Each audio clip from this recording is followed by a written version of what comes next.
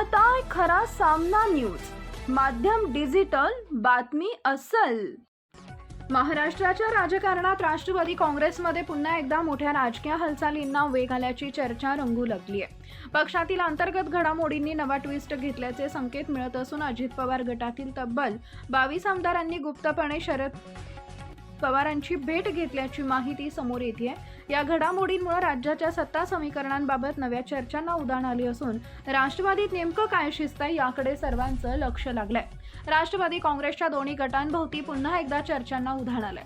अजित पवार गटातील काही आमदारांनी गुप्तपणे ज्येष्ठ नेते शरद पवारांची भेट घेतल्याची चर्चा राजकीय वर्तुळात रंगू लागली आहे। मिळालेल्या माहितीनुसार अजित पवार गटातील काही आमदार पक्षांच्या भविष्यातील राजकीय दिशा, आगामी निवडणुकीची रणनीती आणि स्थानिक पातळीवरील बदलत्या समीकरणांबाबत साशंक असल्याचं बोललं जात आहे। याच पार्श्वभूमीवर काही आमदारांची थेट शरद पवारांशी संवाद साधल्याची चर्चा आहे। या घडामोडींना आणखी महत्त्व प्राप्त झाले ते म्हणजे राष्ट्रवादीचे ज्येष्ठ नेते प्रफुल्ल पटेल आणि सुनील तटकरे यांनीही शरद पवारांची भेट घेतल्याच्या चर्चेमुळे पक्षातील वाढती अस्वस्थता आणि आमदारांच्या हालचालींच्या पार्श्वभूमीवर या भेटीला विशेष राजकीय महत्त्व दिलं जात आहे।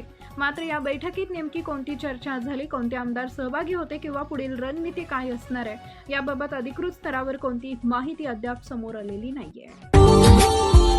Subscribe now and press the bell icon.